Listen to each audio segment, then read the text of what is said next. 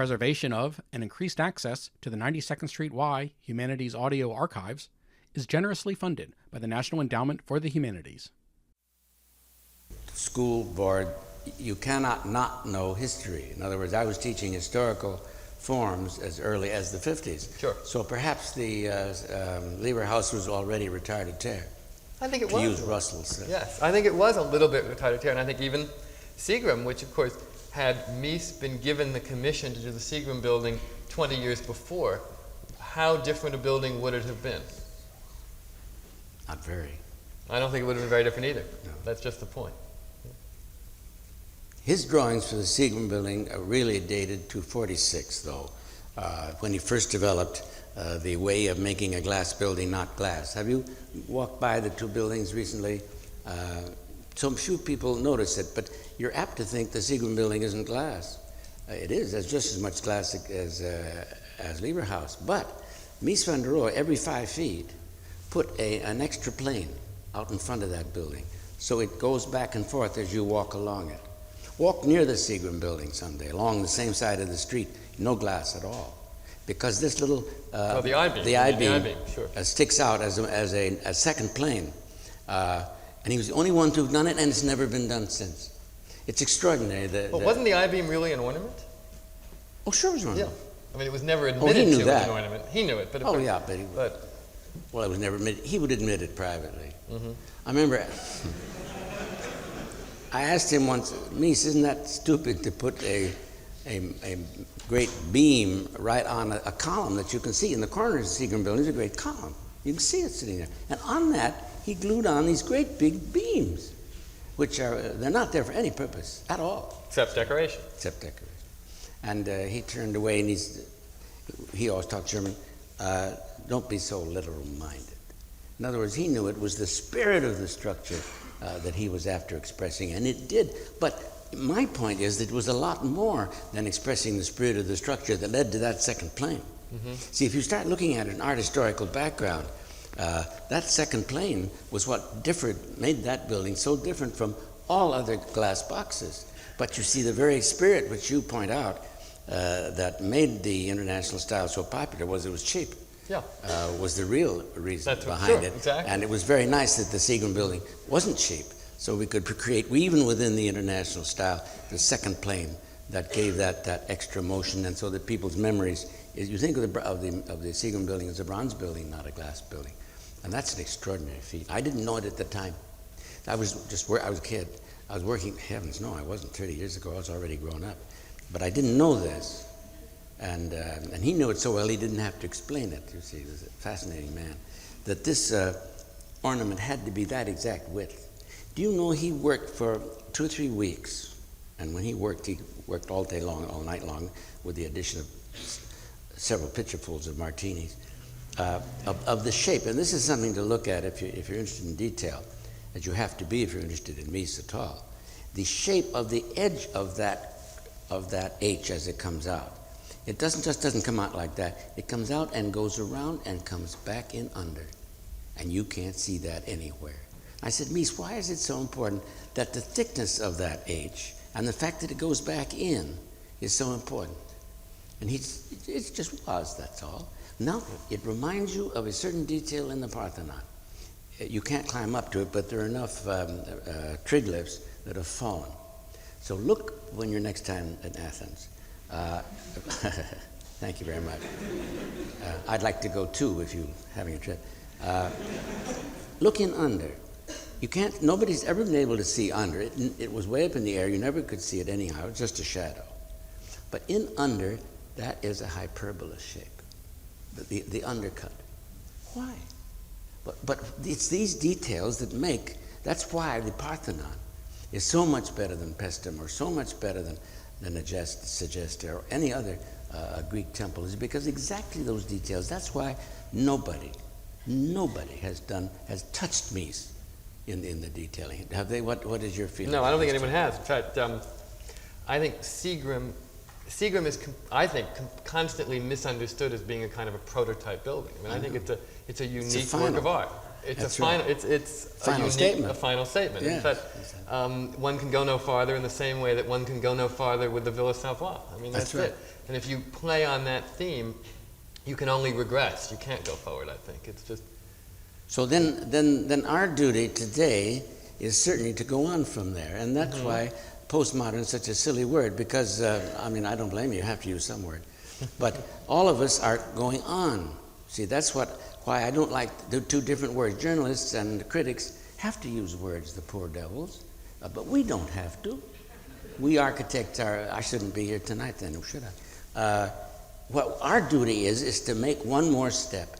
And one more step than Seagram buildings is not to copy it, or not to adapt it, or not to shave it off, the important things, and not to just use cheap materials instead of bronze, but it's to go the next step. And the next step, in my opinion, is the introduction of, and the use of history, and far more than that, even just plain shapes. I mean, this building, that I did in Houston, the Penn Zone. But isn't there's no history in that building. In fact, that is an adaptation of Seagram, the ideas of Seagram turned into a more abstract shape. That's right. That's a step beyond, but it's certainly using Seagram building. Yes. Yeah. Right. Only not as cleverly with the skin. It's a lousy skin. Well, that was. Well, I didn't understand. I'm glad you said it. Well, I was so afraid he would. That's right. It's a wonderful building. The farther away you are from that building, the better it is. And I don't mean that to sound the way it sounds. I just mean it's sort of. No, I know. I mean, when you first see that building and see its fabulous shape, it's quite beautiful. When you get very close and you see, in fact, that the details are not as refined. Well, as how about they might walking be. the whole length of the block, and it's just a great big mass of that undifferentiated skin. Right. It is so boring. I mean, thank God. If there was only a drugstore on the ground floor, not even that. Well, we've managed to unsell that building pretty well.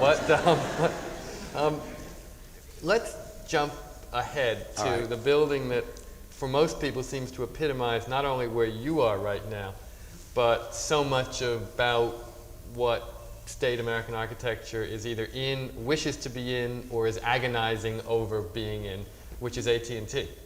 Oh, that, yes. Okay. When the design for AT&T, the infamous Chippendale skyscraper, was made public in 1978, I guess it was, the reaction, as I recall, was almost uniformly negative. I was mixed, which my reaction in print was mixed, which made me, by comparison to everybody else, a wild, fanatic supporter of it, or at least so I was quoted in Time magazine as being, and indeed, relatively I was. Yeah.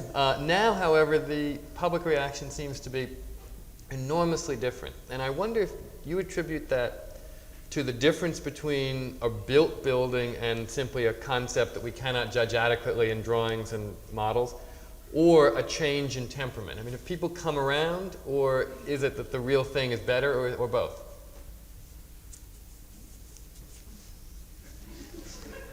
You'll have to answer that question yourself. I think it's both, but don't you? I do. Yeah, well, that's right. Okay. It's both. Now, I don't even want to be correctly quoted in tomorrow's Times. You know how it is. It's gone to press already, don't worry. But Paul, oh no, we're not going to be in the. On the other hand, there's always Thursday stuff. No, you're not going to write this up because we're having too much fun. It would dampen the atmosphere tonight if we thought This any is a of private, this stuff. off-the-record conversation. Off-the-record conversation. Paul is a very interesting kind of a critic. He can never let himself go. He can't be enthusiastic like John Russell. He feels that somewhere along the line you've got to have a few needles out, or you're not being a critic. You see, you're not being balanced. There's always I'm something. accused by some people of being too nice, but obviously architects see it differently.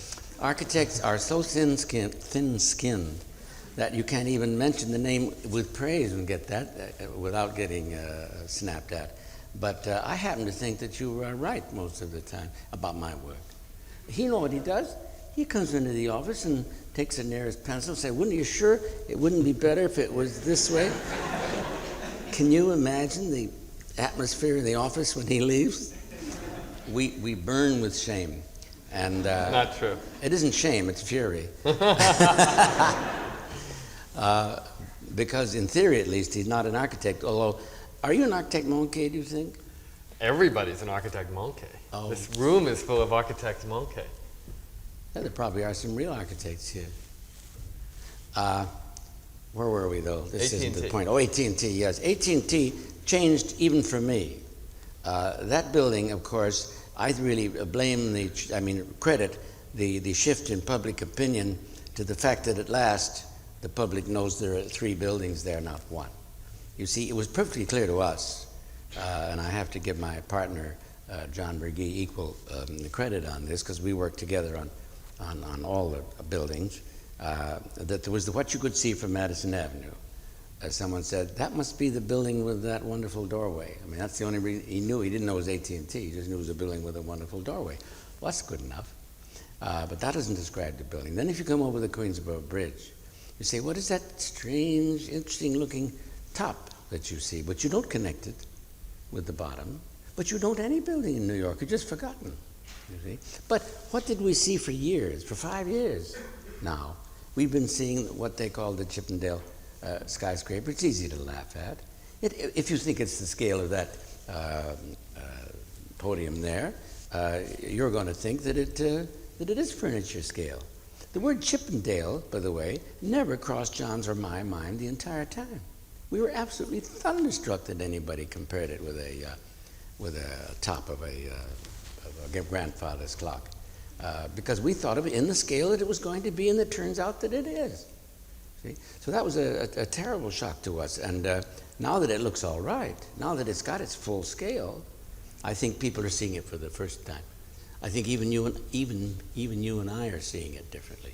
I mean, we didn't realize, although I made that stone, the big stones you see lying around in front of them big, I drew them, I should know. But even then they impressed me. I mean, you go down into a quarry and you get a really piece of stone you can grab hold of instead of this postage stamps that every other building in town uses. This little this is the only stuff. building where stone is not wallpaper. I mean, it really feels like stone. It's got a third dimension. It's somehow. also a very beautiful stone. It's a particularly rich color, I think. I'm very proud that it's Connecticut stone. The AT&T was adamant on that. They wanted to buy American. Of course, it costs a little more. But they don't seem to care much about. Yes, until until they start making the telephones in Japan, they can't buy their stone in Japan, I suppose. But, That's right. But also, I've found not only has the reality of the stone changed my perception, but it's a very powerful presence on the street. That's right. And the other thing in which, I feel I will indeed take credit for having been basically right about the building all along. But where I was not entirely right was in my hesitation about the top, which I've now agree is in fact quite wonderful on the skyline. Also, my feeling that that bottom was not going to work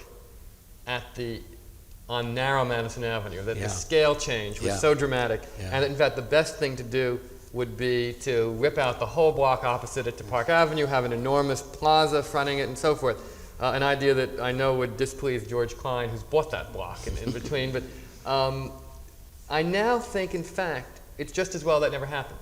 Because, in fact, that kind of straight axial approach would be rather dull. I mean, no building can live up to quite that much formality and grandeur. And it's sort of like the Invalides in Paris, which has always been a letdown to me.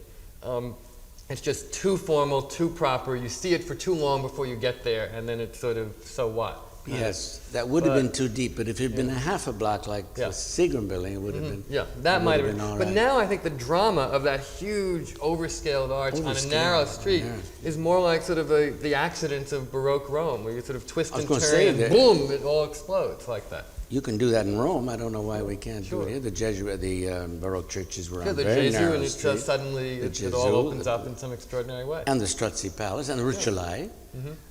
You can't even take a picture of the Rucellai Palace in Florence, but it doesn't hurt Alberti's great architecture. See? Isn't that marvelous? In other words, the fact of the setting of that thing, of that great mass, and another thing we didn't realize that now has turned out to be very nice for AT&T, and that is that Barnes put his building back from 56th and that the people south This of is us... the IBM building on the the IBM building. north of this. And the building on the other side is set back from 55th Street. So we have a gap that we couldn't have planned it better if we had. So a luck you have to have in this world. And then when you go into our back street, which isn't open yet, you look through the street and you see the most beautiful bamboo trees that the IBM has planted in their splendid garden. We didn't know that either. You see, but sometimes you have to have accidents that you have to help. We had to buy American granite, but did we know what incredibly good granite? We went to the quarry, but you see stones in the quarry. What do you see? You see the quarry. But we didn't know that the fine veins that would go through the stones would then pick up at another stone and be such a wonderfully deep texture as that stone became. No, luck in architecture is very much with us. For instance, the very fact that at this moment, when Paul was taking over the Times, when I was daring the gods by building a building without a flat top and not of glass, the fact that we got the good granite, the fact that there was enough money to build the finest building of recent years, I don't mean to credit us, I just mean we had the money to do it.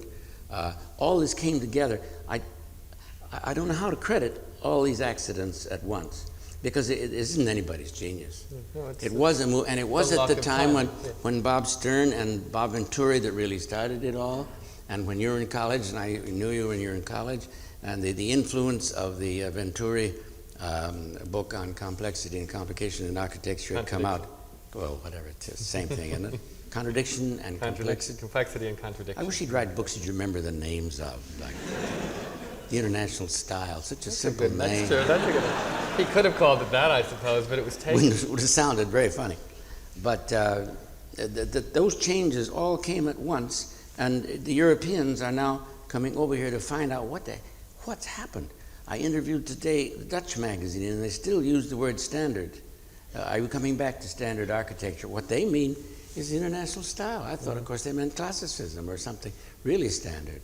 Not at all. They still go back to what in our early youth we all called modern architecture. And weren't we happy, weren't we secure in our smugness that we had last discovered the style of our modern times, because it fit the period. Mies van der Rohe was particularly pleased because he thought we lived in a technological age and an economic age, and that it was good, morally good, to build cheaply and straightforwardly, and the columns on absolute centers and the floors low. He hated high ceilings. They were unnecessary. What do you do with that air up there? That was the biggest fights we ever had. When he visited a house that I'd built with a 13-foot ceiling in the living room, oh, what's wrong with 13-foot ceiling? He said, why did you build the ceiling too high? And I said, I couldn't answer. It seemed nice, you know. Which is the problem architects are always getting into. There aren't any rules, are there, really? I don't think there should be. But let me ask you then, does the AT&T represent an ethos, a morality? No. The way the international style does? Not in any way, and that's what I'd like to have you figure out for me. I ran into it today and I can't answer it. All our buildings, you can't tell that one architect did them. This building in Houston, or the other two buildings in Houston, one built like a Dutch Gothic series of Dutch gables with pyramids, obelisks on the top of every window with scoops between. Is that what we're doing? Or my glass building in San Francisco with so many facets that we never even counted them because it goes around so many. Or PPG. PPG, how about that? Is that Gothic, or is that just a piece of trickery with glass? And are we just being tricksters? Are we, especially in our firm, are we trying to, as people ask us, are we trying to fool the public? Of course, that's nonsense. We'd be foolish to spend $200 million to fool anybody. We're extremely serious. And we think we're creating architectural history. I guess all architects do, whether they're good or not. But are we? Or are we doing what a lot of critics would accuse us of doing? And that is kitsch. A very simple, obvious word to everybody, of a Disneyland movie set. Are we just being different for the sake of being different? Are we just inventing new forms because we want to thumb our nose at the last building on the street? Are we doing it for the glory of Johnson-Bergey, to say that must be Johnson-Bergey, it looks so peculiar? I mean, Are we responsible, for instance, did you see the post tonight of the new building they want to put up instead of Lever House? Are we responsible for that piece of, I would call kitsch, you see, but are we skating near the edge? And have we overstepped it? I mean, we certainly haven't with the building that I think you like best of ours, the Transco building in Houston, but maybe others? I mean, is that not a danger? And who's to say? Who is to stand up and choose? You see, in the international style days, those were the days. Because you could talk architecture. You say that architect missed it because he didn't keep his columns going in an even row. Or he missed it because his columns are thick and all you need is that column. You don't need this great big tub that Mallet Stevens or some other architect we didn't like might use. Or yes, but in the end, what made those buildings work, what made Mies work, any great international style building, wasn't as simple as just there were rules and you followed them. No, it wasn't. You're right. Somewhere there was something. I mean, what makes Mies special? We talked earlier about the details. Yes. Proportion. I mean, there was materials. Yes. I mean, there was a general. I mean, something makes poetry out of that. Just being a great artist. There are hundreds, thousands of international style buildings that followed the rules very well that would put us all to sleep. I mean, we could have a set of flashcards to them next to our bed for the nights we have insomnia, and they would do the trick perfectly. So obviously there is something, poetry, art, whatever you want to call it, and I'm not sure that hasn't been a constant all the way through that transcends rules, that transcends the idea of style altogether. Yeah, that's good. I mean, in fact, all of the ideas in AT&T I could see yielding a wretched building. They happen in this case to yield a wonderful building, in my view, but the ideas behind that building could yield a wretched one. Well, perhaps we're going into a pluralist period, we know that, right, where there are less rules anyhow, right, surely.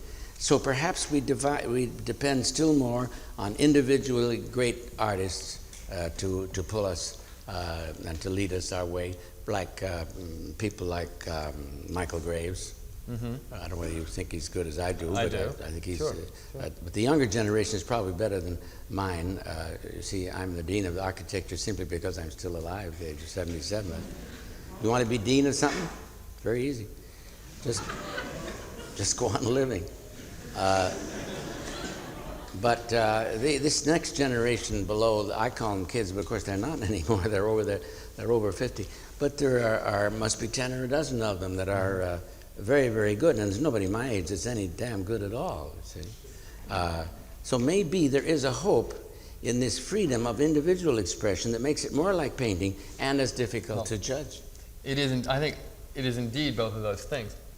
Let me ask you another version of all that. Right. I have no doubt, given AT&T and everything else, or Michael Graves' work, which we can get back to if we want in a minute, that we have the ability today to create very special, extraordinary foreground buildings that seem to reflect the pluralist and historical illusionist spirit of this moment. What we don't seem yet able to do is to create a kind of vernacular, a general architectural fabric that makes for a very good, ordinary, everyday background building, which in my view was the real feeling of modernism. It was not that modern architecture could not create great buildings. Again, look at Seagram, look at even Lever, a wonderful second-rate great building. Look at the Villa Savoye, Falling Water, the Guggenheim, and so forth and so on. There's no end to the great individual works, but modernism failed terribly in creating the kind of civilized, ordinary building that, say, the Georgian period could do so well, where it was not a masterwork, but it was a wonderful thing. Now, are we going to do that today, or are we going farther from that or closer to it? I think we're just getting worse and worse.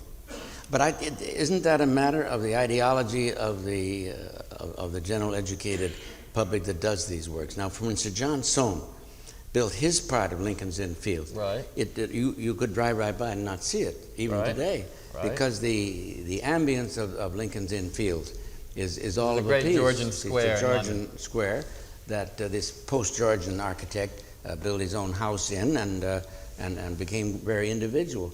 And Paul is absolutely right. There is no modern feeling of a not background architecture. Background's isn't the the right wrong word, is word. it? No. Group of buildings, a section of the city, a Siedlung, the Rue Mallet-Stevens was probably, and that wasn't international style, but that is a cul-de-sac street in Paris. But I'm not talking about just a grouping, because of course you can always make a grouping of very special buildings too. I mean ordinary, let's say speculator-built, developer-built buildings that are not terribly special and don't aspire to be, but are civilized, appealing, and in some way right. Bath. But today, Bath, Yeah. of course, is that. But I mean, but I'm saying today, has there what ever have we been got? an equivalent Yeah. since then, since the Georgian period? Well, the 19th century ruined that. We got somebody else to blame but ourselves. But that still doesn't answer the question. We are in an age. Are we going farther away from having that or closer to it? I think we're splitting more and more. Yeah. What do you think? Because you take the good architects that we all know. I mean, Guattari is a very good architect, but if he built a building right next to one of Graves's, it would look very fun. Well, and indeed, we have a situation now in Pittsburgh, where the city of PPG, but far away from PPG, in a very pretty residential neighborhood, where, by the way, that has some wonderful Tudor and Georgian houses from the 1920s. There's also a site where there's a Venturi house on one part, and then right next door is a Richard Meyer house. And these things could not despise each other more, these buildings. They could not fight with each other more bitterly. And in the case of Meyer, who is, of course, much more directly tied to modernist ideology, one might consider this consistent. Venturi, I find it harder to accept because, of course, Venturi has argued much more persuasively for some sort of contextual relationships in architecture. He's argued for it, but he hasn't done it. He hasn't done it, right. No. I think maybe architects should shut up, except that if Venturi hadn't written that book, the course of modern architecture would have been different, don't you think? I do, very much so. Yeah. Is there any architect whose words equal his deeds?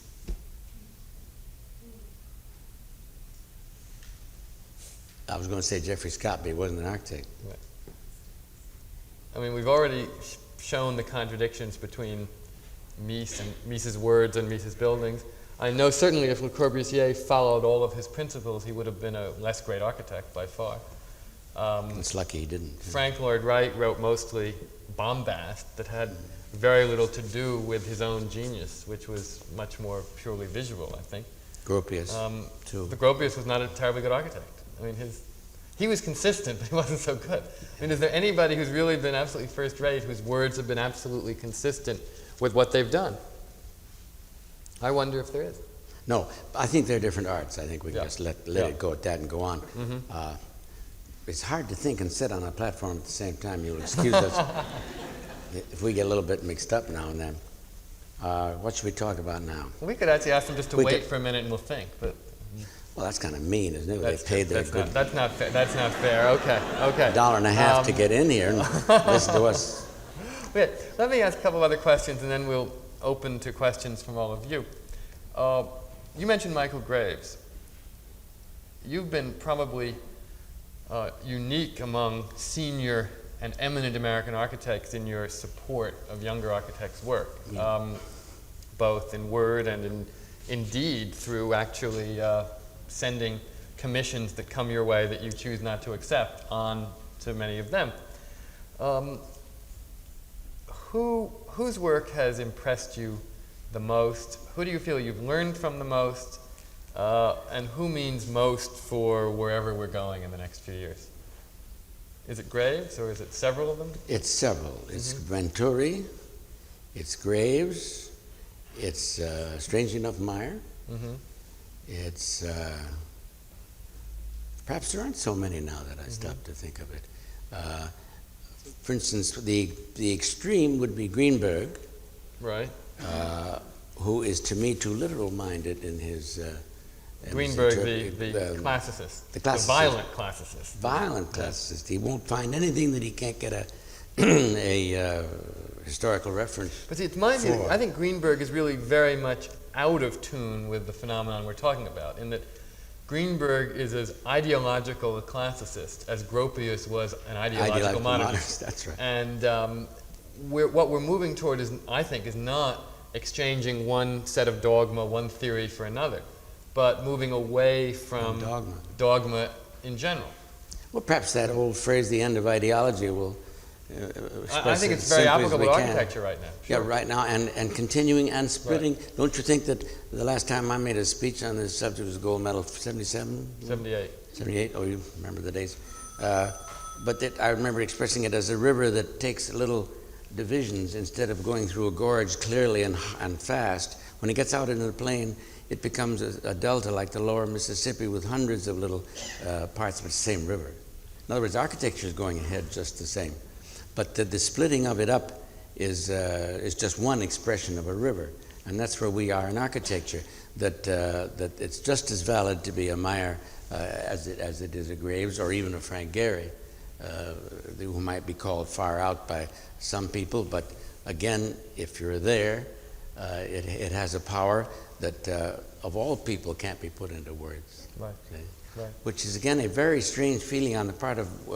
we're rather wordy types, both Paul and I. And I even have a book with my name on it. My God, writings. I never wrote, but there it is. And yet, we are neither of us able... I don't think your description of any of Gary's buildings have been explanatory or clarifying, do you? Well, I think they've been reasonably enlightening. But if what you're trying to say is no words can quite capture the experience of being there, that's right. I would agree with that. But sure. I think you can describe AT&T with greater ease. Mm-hmm. You can say he must have got that from there, and that's a very sensible way to treat that, or not sensible. Is it because AT&T is at bottom, for all that it strikes us as unusual and eccentric today, fundamentally a more conventional building? Yes, it's very conventional in it, therefore you can use conventional words to describe it, but it's no more... I mean conventional in a very positive sense, obviously, not a negative one. No, but you can use conventional terms for it, because there are conventional roundnesses and circles and obvious things. Whereas Gary, Frank would come along and tear a part of his house, the interior of his house, right off. And that doesn't sound very sensible. It's dirty, and there's the lath, all exposed, of a 1910 house he bought. And when he does it, he picks the right part of the wall to tear, and you get an architectural feeling, is all I can say. Yeah, no, you do. You get that sort of flutter that you get when you're in good the presence architecture. of something very special. That's true. How's that possible, you see? But I mean, that's what I mean. I think the jury isn't in on just where we are at today. But the funny part of it is, and we haven't discussed this tonight, but we were going to, and it says here we're going to, the question of the skyscraper, there's absolutely no need for skyscrapers. They're a sheer fantasy of the American bourgeoisie, and I find them absolutely delightful, because the more skyscrapers I build, the more it strains the neck a bit, but it's pleasant to see them growing like a good asparagus bed. But when you think of the great cities of the world, we were talking about Amsterdam today, of course, what would it be like to put a skyscraper into Amsterdam? Well, it would be, of course, death, as the skyscrapers of London will show you, or the Montparnasse Tower in Paris, which absolutely totally ruined the scale of such a large part of Paris that's hardly anywhere that you can't get that full scale thing jumping up. That also happens to be a particularly awful building. I know. Oh, if it had been a good building, it could have been an Eiffel Tower. Eiffel Tower is not too high, and Montparnasse is too high, which isn't that good. But we like to build them. All right, so we build these things very close together, and there have been editorials. Even our esteemed guest here tonight has written against the overcrowding that I, among others, are responsible for on Madison Avenue by building 4 buildings all there, and won't the sidewalks, I don't know whether he said this, but one could, going to be too crowded? And isn't that going to be an unpleasant crowding without sun and all those people jammed in there? And of course, our feeling is, those of us that buy it, that build it, they're saying how simply marvelous. You see your friends by not walking so far, and you trip across the street, and then you go into another experience, and in 2 seconds there's another experience. Whereas in Paris, if you take the subway in Paris or a bus, you could go for hours and hours. Or take Tokyo. Oh, the worst city in the world. you can go for hours and hours and hours, and you think you're in exactly the same place you were when you started. And that seems to me equally bad. But so I defend Wall Street and Midtown, and especially 56th Street and Madison Avenue, as examples of urban congestion that people enjoy. Now, I was on the other side 30 years ago when Raymond Hood was building Rockefeller Center. I said, aren't you ashamed that you'll go down in history as creating this group of buildings that can't help but makes it intolerable? Crowds are going to be walking around there. And at that time, none of you are old enough to remember, but those were the only tall buildings in Midtown. They stuck up from 5-story buildings. See, it was all Columbia University. And there were these tall buildings. And to think that we thought that was crowd. If you really want crowds, if you really want to get that claustrophobia that you get, agoraphobia, what is it, when you get caught in the crowd, go to the Middle East, or go to Tokyo, or go Cairo. You go into the souks in Cairo, and the terror will soon come over you. But they like it, and that is the thing that works, is that marvelous crowding. Now, I issue an invitation. But. Yeah? Yes, but that's what I have to say. Was that the end of that statement? I mean, no, I'll elaborate. Go on, elaborate. I think you're using an argument that would be appropriate if me and people like me were giving the old and rather tired Lewis Mumford arguments against sort of, oh, the city's bad, it's evil, it's too crowded, it's dirty, it's horrible. People should go out and live with gardens and trees all around them. I mean, I don't believe that at all. I believe in the positive values of congestion and density, and that indeed density is what energizes New York in particular, but all cities, but New York most especially. And that to empty out the city is a terrible mistake. Nonetheless, one can believe all of that and still admit that somewhere there are limits. I mean, that there is an absolute scale, that there are more square foot of buildings and more people in Midtown Manhattan, particularly East Midtown, than there have ever been in all of its history. And that there is some point, whether we've reached it or not is the issue at debate, I think, but there is some point at which it becomes unworkable. Let me, by point of illustration, turn down to Lower Manhattan, where there's an empty site right on Wall Street next to the Bank of New York off the corner of Wall and Broad, a rather tight little site where a prominent New York developer, who need not be mentioned at the moment, I suppose, has been talking around town about an idea of building the world's tallest building, a 120-story building on this rather tight site on Wall Street, that wide avenue, in the midst of this you aren't even supposed to know about this. I know about a lot of things I'm not supposed to know about, but that's, I mean... If you come to the office sometime, I'll show you. But now, putting aside the merits of whatever design might be created for that site, putting aside the aesthetic issues of how interesting it would be in the midst of the towers of Wall Street to add the biggest one, is it not conceivable that that neighborhood simply could not handle the pedestrian, vehicular, and service traffic that is generated by a structure that big, and that the whole thing wouldn't absolutely grind to a halt? I mean, I don't believe that cataclysms would come, just that the whole thing would become more and more difficult and slow and complex, and more people will decide that the city really isn't worth it. It's too bad. I agree with you completely, and it's been abandoned. But you're absolutely right. You get to a point. You get to a point. In other words, now we may differ. I hate to agree with them always. We may differ on whether Madison Avenue around AT&T has reached that point or not. Yeah. I feel it's flirting very dangerously close to that point, and you feel it's quite safely away from it.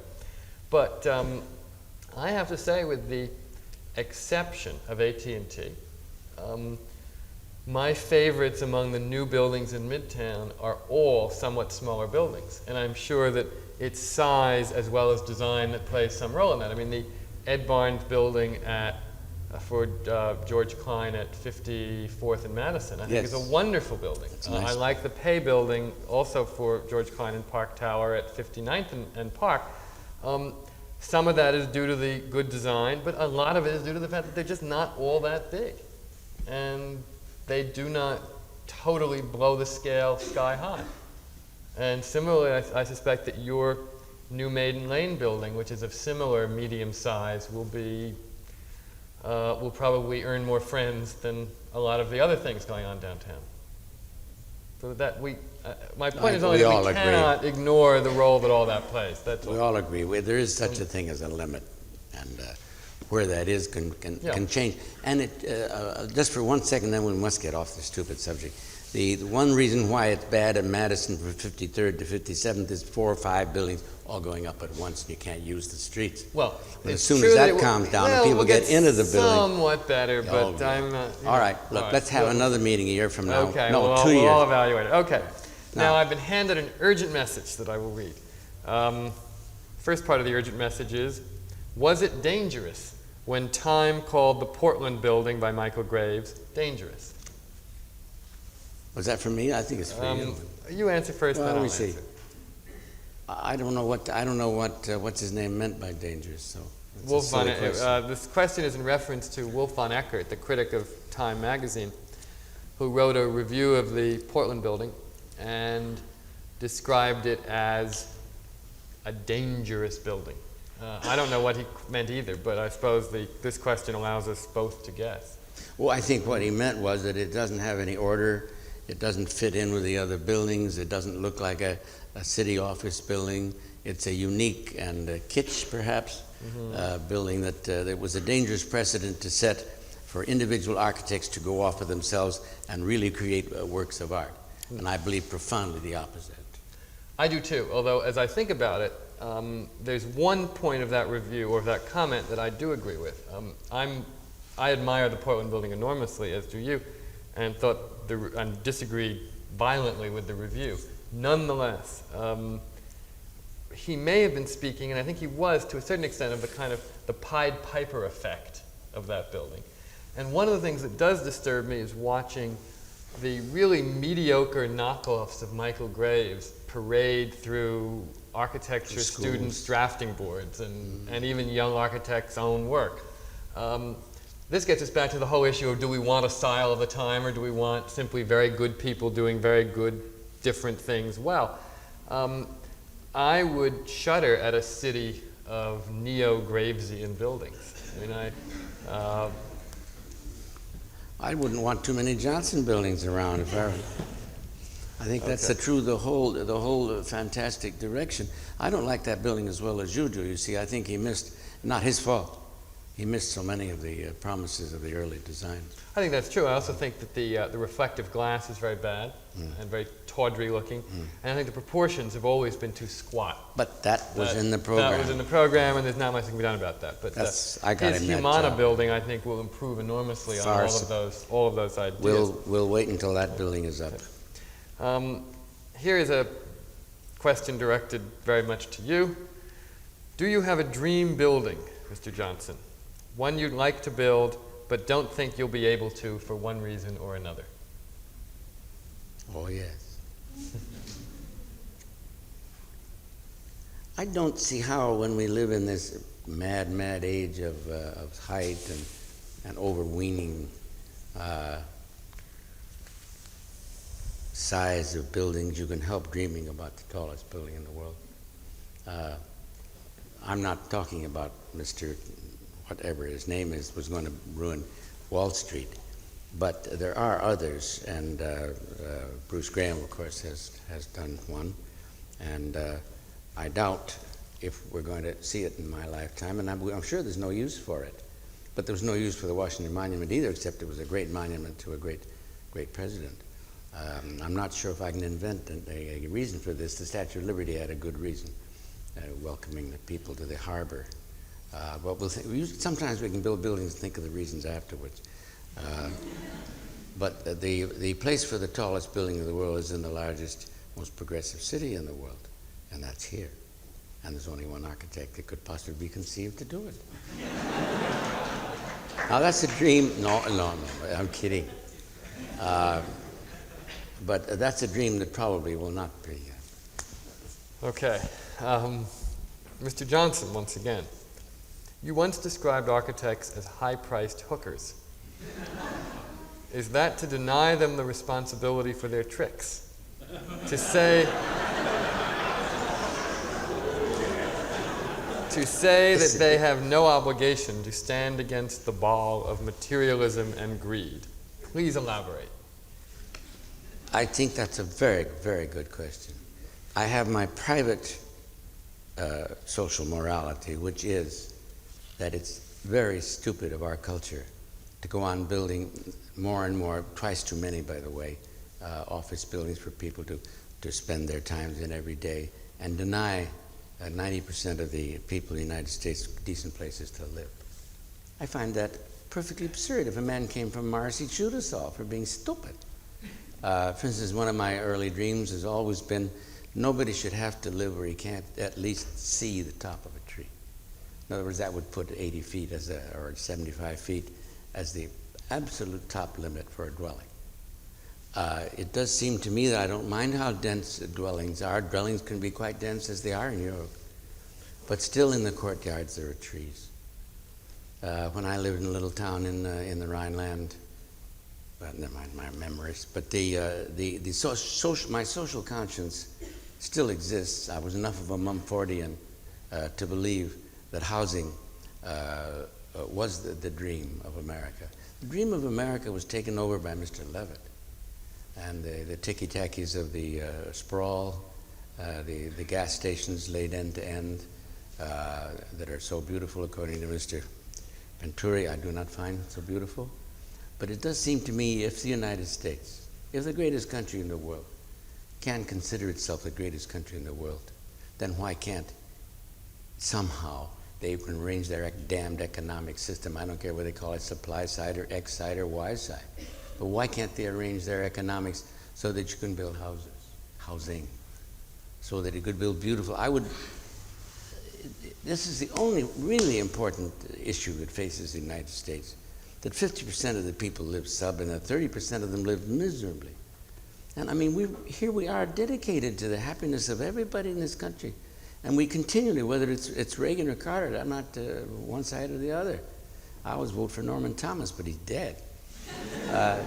But why can't we take the will and build cities? I mean, if you have to copy them, you can. You can copy Praini. Hippodamus was a great city designer in the 3rd century BC. But there's lots of places we can get tricks from, and walk up to our apartments. What's wrong? We're giving up our legs. We have to have escalators all the time. Why not step out into the green and shovel your own front yard? Why shouldn't we all be able to do that? I don't mind coming to town and crowding. They do that in every great city. If they didn't have the crowding, they'd make it. I mean, in Cairo, there's plenty of room, but they all get into the suits at the same time. Because there's that wonderful sense of they all get into St. Peter's Square at once if they can. But it's perfectly absurd to go on, and because these skyscrapers, my friends, are not cheap in relation to the square footage involved. It's much cheaper to build low.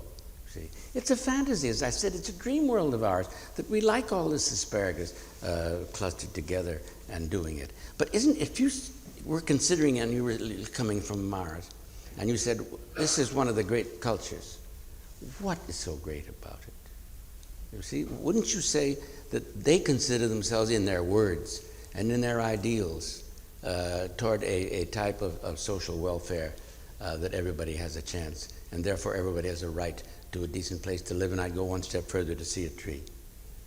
And what chance have they got? And it would only cost what? I mean, they add 20 billion a year where our deficit is 100 billion, so if we add another 100 billion, who would know the difference?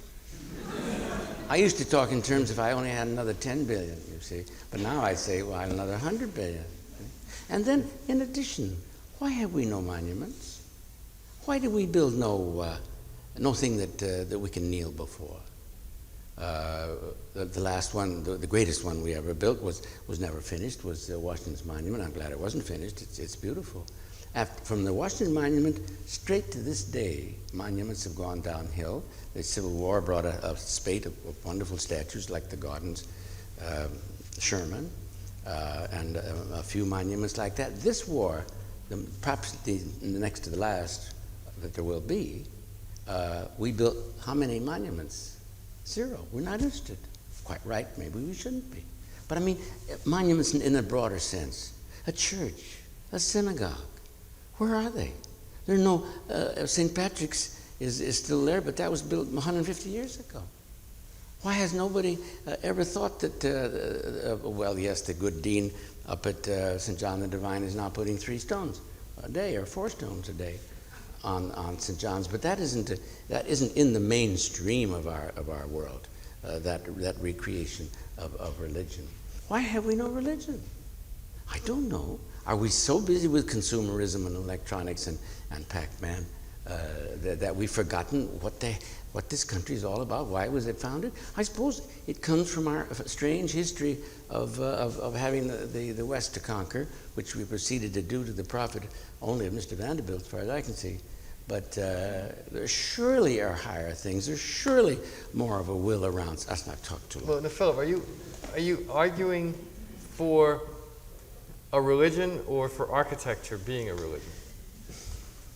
I shouldn't have brought religion into it.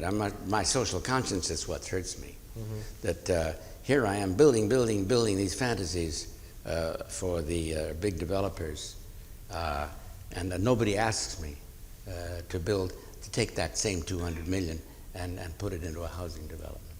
It's not there economically. I know why, because they make money off a $200 million office building, and they can't make a cent out of a city quarter, a Siedlung, a Stadtviertel, what do you call it in English? This all reminds me of that wonderful story about Mies when he did, I forget which scheme, but one of his housing schemes, and it was presented to the civic authorities, and they said, well, Mies, this is very, very beautiful, but it will be too expensive. The workers will never be able to afford it.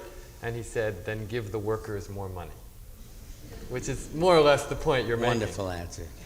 Wonderful answer. Take the 200 million and spread it. I think the point is simply that a society has to make certain decisions, and architects cannot really make them for that society. Oh, that's the answer to this question, surely. Right. That we architects may have our own private social conscience, but there's very little to do. We're somewhere between the door-to-door salesman and the solicitor. I mean, the architect. We don't have our nameplates on our automobiles the way doctors do. I mean, doctors, preachers, all are of a social standing that architects can't aspire to. It was really the last time that architects had the proper respect was, I was going to say Ectinus, but even he didn't know. I was thinking of Imhotep. He was not only an architect, but he was the divinity and the king and the god and the emperor. And so even Thomas Jefferson was not sufficient. No, he was not, and he wasn't a very good architect. That's not the point. He was at least. Wait a minute. Was not such a very good architect? You don't consider the campus at Charlottesville? That was an incredible thought, wasn't it? Yes, incredible thought. It's a rather remarkable thing to be created by all not so very good architects should do as well, I would think. Yes. All right. Let's find some more Jeffersons and make him president. There is a country with an architect president, Peru. But he doesn't seem to be having much effect, does he? No. But you don't see, think so. Architects, I mean, it's amazing that so many of you came tonight. Because the interest in architecture may be coming up, as I think it is. And I think it you is, probably sure. notice it more than I do. But let that increase fourfold. Let the interest in architecture that brought you out tonight multiply by 4, multiply by 100, multiply by 1,000. And you'd get better architecture because you demand it. In England, for instance, in the great century, in the 18th, where everybody knew how big a brick was, where everybody knew how to lay a brick, everybody. And the scaffolding, you were getting near a window, and at a window in an English house, you have to have what's called a closer. That's just before the last brick, you put a little porter brick in. Now, you don't have to, and we don't in this country. But when he didn't do that, he was laughed off the scaffolding. Now, today, how many of you have ever noticed how bricks, and there are millions of bricks buildings in New York, how bricks hit a window? It wouldn't cross your mind to see a detail like that. But in great architectural periods, people's eyes were so tuned, as mine are now by 20 years training, so that I look at every single brick on every single wall. And I rejoice when I see one correctly done, as it's now the photography center over there by Delano. We're down at the old Willard Strait mansion. Oh, thank you. Right. On Fifth Avenue, or the Knickerbocker Club, that you see brickwork done properly. That should be demanded. The public's eye should be that sharp. You shouldn't let me build buildings, some of the mine that I've got my name on it, but I've let it slip, or somebody in my office has let it slip, that the details aren't as perfect as they were in the Seagram building time. The Seagram building was built as well as you can build in any period, and it's been slipping since, I regret to say. Excuse me. No, I'm glad you said that. Let me move on to the next question. Yeah, well, you don't have to read them all. Maybe some of them are lousy questions. Some of them are, and I may not read those. But how do you respond to Tom Wolfe's criticism of both yourself and the international style in his book, From Bauhaus to Our House? Thank God we got a question. Next question. Okay. He's a terribly good writer, but he doesn't know anything about architecture. Next. I don't think he even likes architecture. Oh, he hates architecture, except mine. He likes my architecture. He has really no eye at all. all. No eye. That isn't his interest. His interest is words, and he's very good with words, but I don't think we should hold ourselves up with that. Can pluralism, postmodernism, such as AT&T, be accomplished without either tremendous economic cost or a devaluation of the architecture, such as happened to the progeny of Seagram's? Can we support quality postmodernism? Very, very good question. I wish I could answer it. Okay. I think actually we've been talking around that question all evening in a way, and in fact, that's the real question: whether it can, and whether there can be a kind of new vernacular, is the term I keep coming back to. Really, I mean, I think there's no question we can make buildings like AT&T. I mean, given the right amount of money and the right architect, there it is. But it's whether we can do something as both visually and psychologically and emotionally even appealing for much more ordinary situations. I don't know, but we've talked an hour and 10 minutes, and I know the audiences can't stand it. What do you? I think they'd like one or two more, perhaps. Yeah. When I see an audience start to look at their watches, I know that there's trouble. Go on. Okay.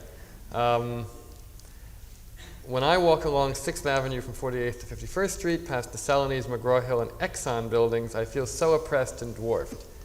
These buildings always flatten me. What is your rationale for it? This question seems to be based on an assumption that you designed those buildings. No, I have nothing to do with it, and find them just as bad as you do. Go on. Okay, and I'm afraid I do too. Although, on the other hand, rather like certain other things we talked about at the beginning of the evening, they've been around a while, and they do have a certain kind of presence to them that certain other things do not have, in fact, in the city. I mean, they are of masonry. They do communicate with each other, even in a rather dumb way. And they endeavor somehow to make a city, even though they do in the most primitive and inept way, in my view. I agree. Okay, let's... Okay, I will. One final question. Good. Finally, you heard that. You mentioned the recent luck in the features of the IBM building in relation to AT&T. Can there be overall planning among neighboring buildings to formalize this luck, and how would you, as an architect, like to see that happen? Make me Imhotep. I will not attempt to add any words to that final line. It is late. Thank you all very much, both for your questions and for your attention. Very good question. Thanks for listening. For more information on the 92nd Street Y, New York, and all of our programs, please visit us at 92ny.org.